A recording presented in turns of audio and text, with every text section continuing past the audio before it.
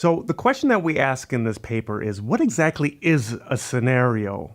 And what are the qualities that it shares with other techniques for planning for the future, other tools and other approaches? We started off by looking at the history of this problem of defining scenario.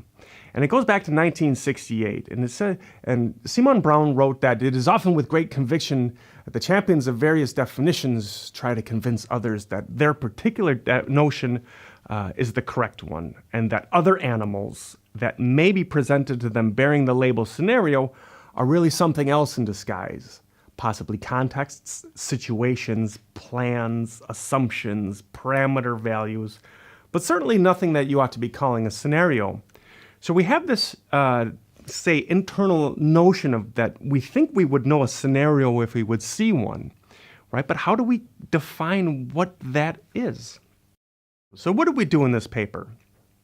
The first thing we did, we assembled a digital library of the scholarly reports, books, and peer-reviewed article journals, primarily in this intuitive logics tradition dating back to 1967.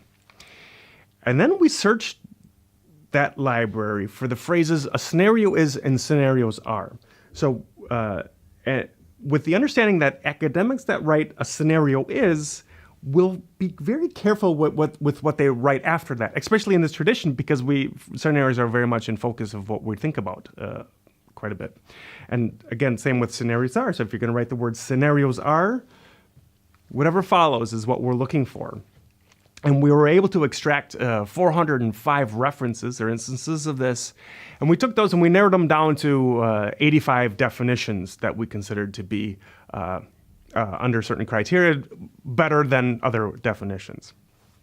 We made an assessment of the frequency of the vocabulary then of those definitions, and we organized them into a hierarchical chart in the categories. And by asking a number of questions, we're trying to get at the notion again of what a scenario is, right? So if a described phenomena is future-oriented, right, that's our first cue that we're talking about a scenario. But if it's not so, we're talking about other things. So we're talking about the counterfactual. So imagine the counterfactual has you think about a time period in the past, change some events, right, and see if the present then still holds the same if the past hadn't been changed. So imagine going back in time and imagine that somebody was never born, right? Would the world still look the same, right? The nowcast is something similar. It's a hypothetical thought experiment, but they're not asking you to project yourself back into the past. They keep you in the present. So imagine you, the observer of this video, you're riding a bicycle in the rain, uphill, right? As people, we can do this rather easily. We can displace ourselves in space, right? So that's the notion of the nowcast. In the counterfactual, right? These are not future-oriented. Then we get to our second rung. So is the described phenomenon future-oriented, and is it about the external context? So scenarios in this tradition have this notion that they're out of our control, that there's something that we're going to have to react to. If they're not about the external context in organizational strategy, we're talking about other thought experiments, such as the prefactual. So if we are to build and invest in investment A, how would our future look? If we were to invest into investment B, how would our future look if we do that in, say, 10 years from now? So the prefactual. Very close to option evaluation, so management dilemmas, leadership visions, the notion that the future is out there, right? And we just have to move the organization towards that future, right? So we can control and enact this future.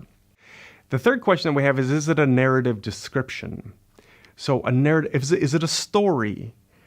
And if it's not a story, we're talking about the extrapolation of data points into the future. So what might oil prices be at the end of the year? So a forecast, right? We're simulating models. The outputs of these tools are not necessarily stories. They might be inputs or part of stories, right? The sensitivity analysis, price of oil, $100 a barrel, plus or minus 50%, right? That gives us our sensitivity analysis, but it's not really a story. It's not a lot we can plan from it for sure. Is the scenario future-oriented? Is it about the external context? Is it a narrative description? Is it plausibly possible? Right, for organizations, it may make a lot of sense to plan for the future, but not if it's not plausible, right? So science fiction, future fantasies, dystopias, utopias, right? Do we want to spend time thinking through how do we cope with the next alien invasion, right? Doesn't make a whole lot of sense. So again, this in tradition of strategic management is very much focused on a pragmatic way of planning for the future. The next question we have is inside of a systemized set. This is essentially asking, is there more than one scenario, right? So the scenario is often considered a baseline scenario, right? A prediction, a what if, a contingency plan, right? These are all more or less similar or singular futures, right? Where we have them and we create them and we use them for analysis, but we're not using a set of scenarios, right, to plan for the future. And finally, are they comparatively different? So scenarios effectively have to be different from one another if they're going to help us to plan more holistically to across a range of futures that are very different from one another to help us then broaden our scope of our planning. So how are they then comparatively different? There are other techniques for building scenarios, somewhat shared and overlapping with the intuitive logics tradition. For example, they're using cluster or island heat maps built by morphological boxes. But if you're using scenarios that are occupying the same space, they're not different enough to really justify using your time to plan with these. So if we're able to get all the way down through that flowchart to the end of the scenario, that is more or less what the scholars inside foresight and future studies would consider to qualify as a scenario. Thank you very much for your time and listening, and have a great day.